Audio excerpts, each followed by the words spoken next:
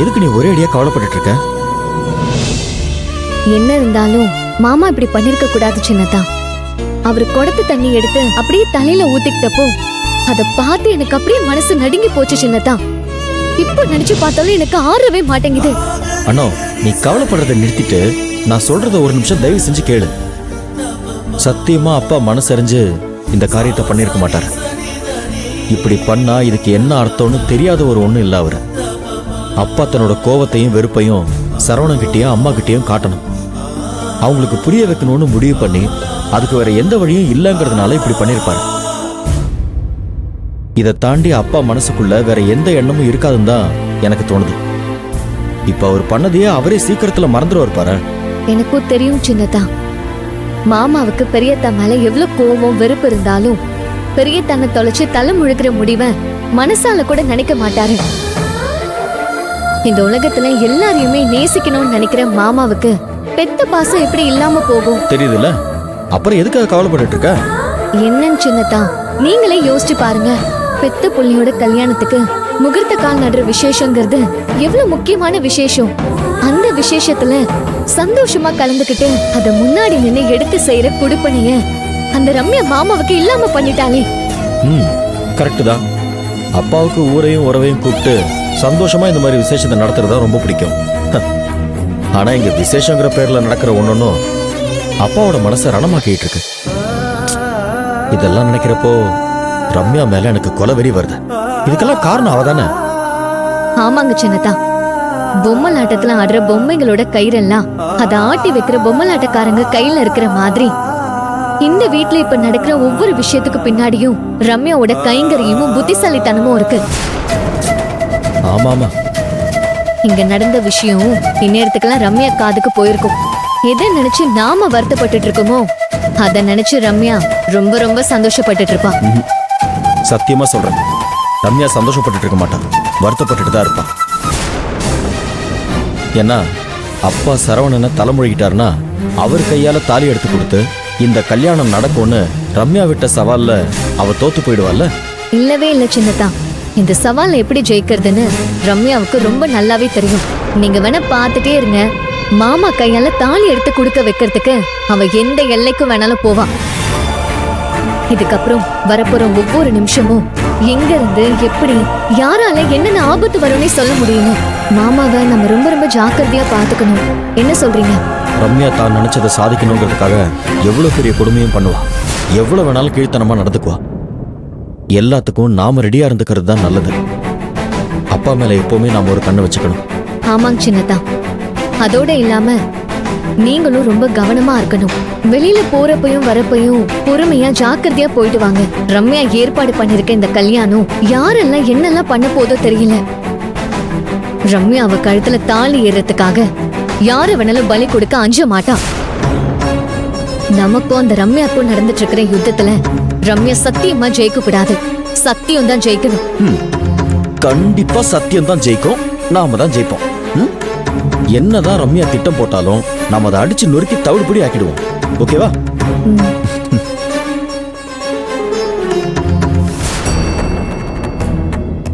ஒரு தகப்பன் பெத்த புள்ளையவே மனசு வந்து தலை முழுகிறாருன்னா அப்ப அந்த வாத்தியாருக்கு என் மேல எந்த அளவுக்கு வெறுப்பும் வன்மமும் இருக்கணும்.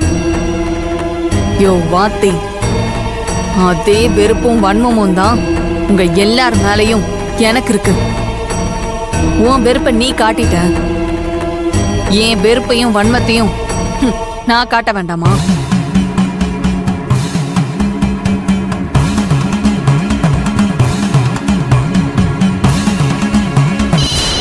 சொல்லுங்க மேடம்.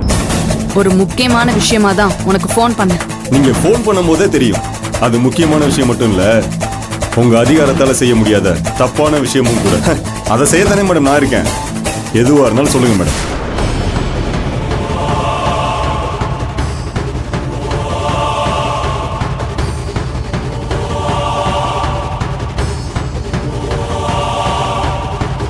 சொல்லிட்டீங்கல்ல, பிசிறு தட்டாம செஞ்சு முடிக்கிறேன் மேடம். ஒரு தரமான சம்பவம் செஞ்சு ரொம்ப நாளாச்சு மேடம். அதனால நம்ம ஆளுங்க எல்லாரும் என்னை மறந்துருப்பாங்க. அவங்க எல்லாருக்கும் இந்த பாம்பே குணம் வந்துட்டான், திரும்ப வந்துட்டான்னு காட்ட வேணாம். நம்ம ரீஎன்ட்ரி எல்லாரையும் சும்மா கதி கலங்க விடணும் மேடம். பார்த்து அதிரடியா செய்யறேன்னு அறகுறையா செஞ்சிடக்கூடாது. வேலை சுத்தமா இருக்கணும். என்ன மேடம், என்னை நம்பி இவ்வளோ பெரிய காரியத்தை கொடுத்துருக்கீங்க, அவ்வளோ சாதாரணமா விட்டுருவானா? பிசிறு தட்டாம செஞ்சு தரேன் மேடம். சேதாரம் கொஞ்சம் அதிகமா இருக்கும், செய்குலியை மட்டும் கொஞ்சம் பார்த்து கொடுத்துருங்க. நான் சொன்ன விஷயத்த கச்சிதமா பண்ணி கொடுக்கணும். சூட்டோட சூட்டா அந்த வீட்ல இன்னொரு புயல் அடிக்கணும். செய்கூலி நீங்க எதிர்பார்க்கறத விட அதிகமா கிடைக்கும்.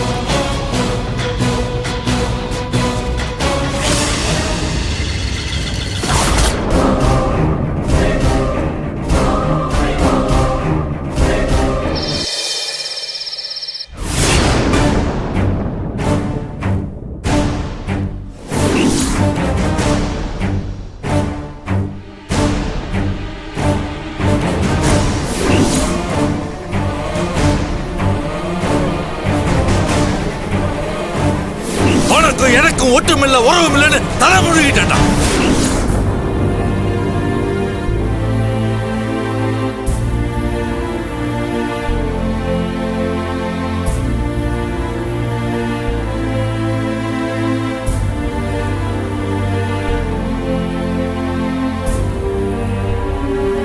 சண்முகம், நடந்ததெல்லாம் நினைச்சு கலங்கிட்டு இருக்கியாப்பா? ஆமா செல்லக்கிளி,